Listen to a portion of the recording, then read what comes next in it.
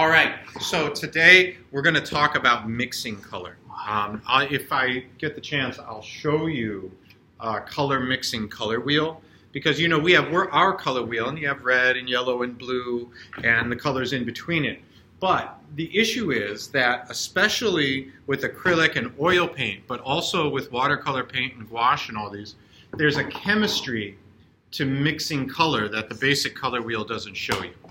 Now, I'm going to show you just a very simple approach to it, all right? And it comes with a premise. The premise is there are two blue colors, all right? Ultramarine and Prussian, all right? Or it's sometimes called phthalo, and there's a couple other ones here. All right, this one, the ultramarine, I'm going to hold it in the thing, all right? That one mixes to purple, all right? This one is what we call like purple slanted. And the Prussian, or the phthalo, this one here, that one, it mixes to green.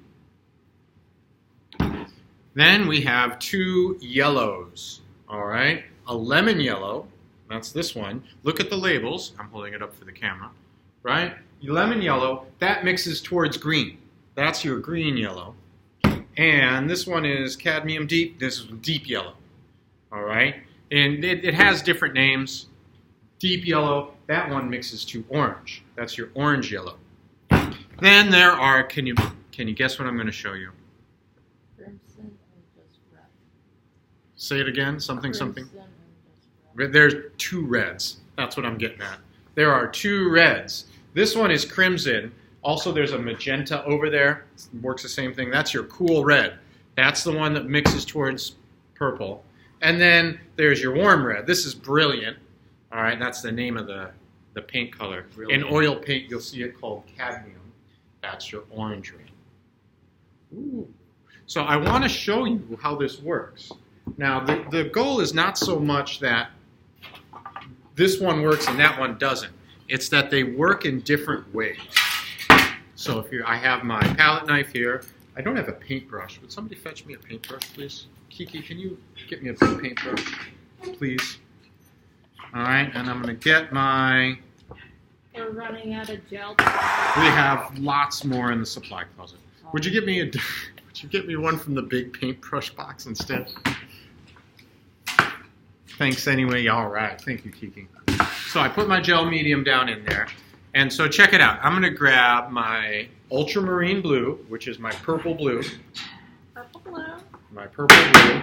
Purple blue. How does that work? Why does smacking it on the table work? Yeah. I think it's because it kind of dries in the little, like, what do you call it, the threading. And so if you give it a good smack, it breaks the dried plastic between the threading. Size. Right? So there's my ultramarine blue. And I'm going to put both reds down so you can see. It's not that only your cool red will work. It's that the cool red, when mixed with the cool blue, right, makes a more rich, vibrant purple color. And then if you mix the orange red with the purple blue, or the warm red with the purple blue, you get more of a kind of muted tone. It's a little like poop, right? I don't know how you're making that analogy. Because when I mix purple, it always looks a little bit like poop. Oh, I see. Wasn't sure what you're going for there. All right, so there's our cool red. Now check it out. Every year, do you get new towels? Every year do I get new? Towels. No, but we need them now. We use them for a few years and then we buy a whole bunch of new ones. So check it out. So I'm going to pull a little bit of my gel medium over here because I'm going to use this gel medium for other things. All right, I'm going to mix my blue into it, my cool blue, and I'm going to mix my cool red into it. Should probably take off my pink glasses so I can see better.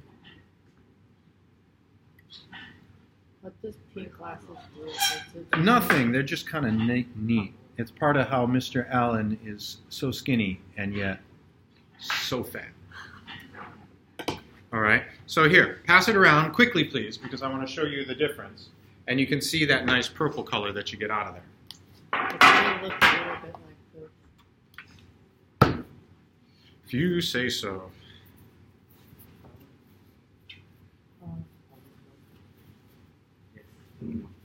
I wish I was in Korea. Why is that? I don't know. Michael, heads up. I wish I could go to Korea. Oh, I'm so sad now. I just got sad. All right, so now I'm going to mix. Let's show the folks at home. Now I'm going to mix that warm red with the cool blue, so you can see the difference. Or maybe it'd be the warm blue. Maybe that would be the warm blue. Whatever, the ultramarine. Now, the thing about this is that put some of this over here. It's not that one is better than the other. It's that one does one thing and the other does the other thing. So you decide based on the effect that you want in your painting which color to mix. I'm kind of making a mess of this one here.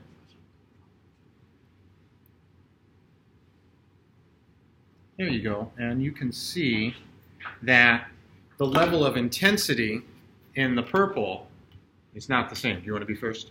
So why are you standing here? You're first. You win. Okay. So the goal is to make the decision based on the effect that you want your painting to have. Do you want a bright, vibrant purple, or do you want a muted purple? All right. Do you want a bright, vibrant orange or a muted orange? All right. Make your decisions based on that.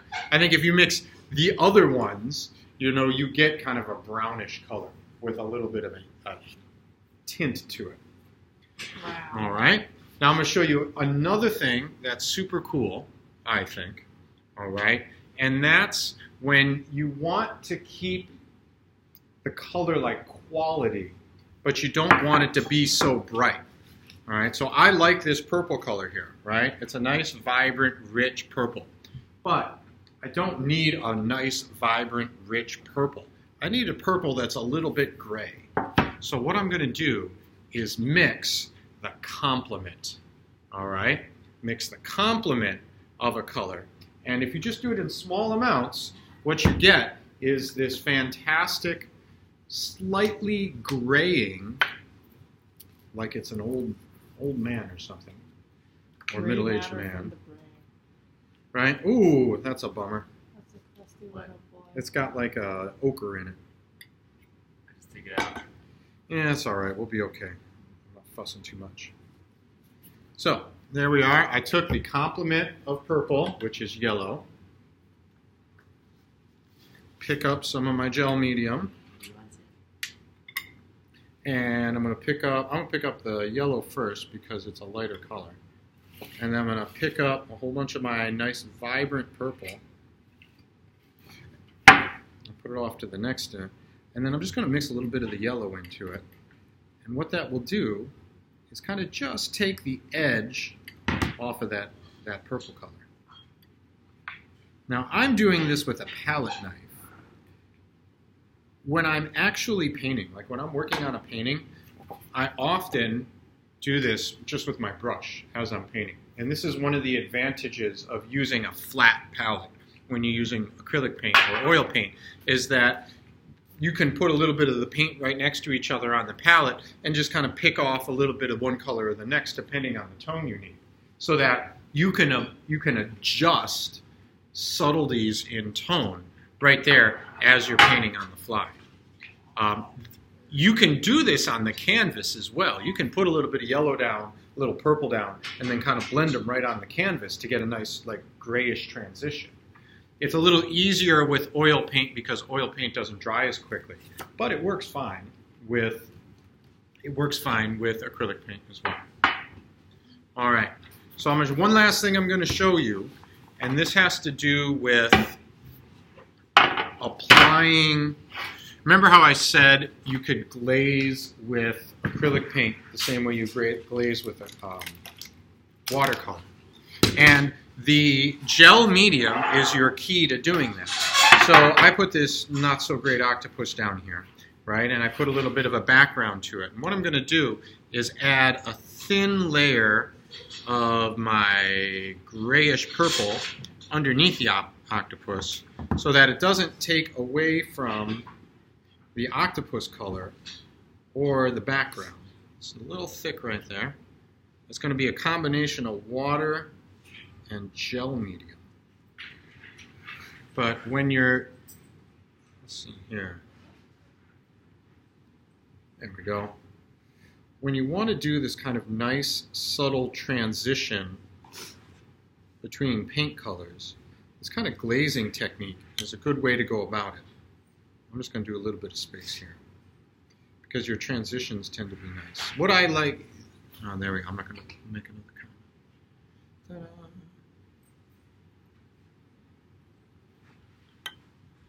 Ta-da. I don't know about professional. Semi-pro.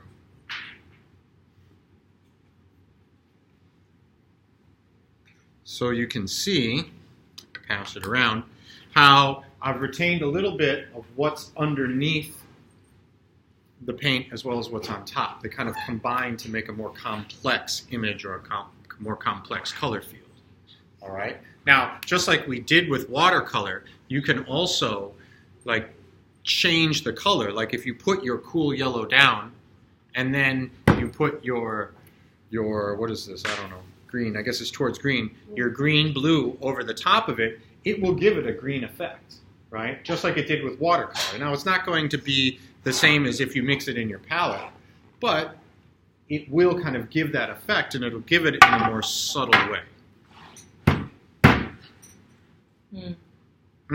That's all there is to it. All right, so I'm going to stop the video really quick, just because they don't, the folks at home don't need to hear this next bit.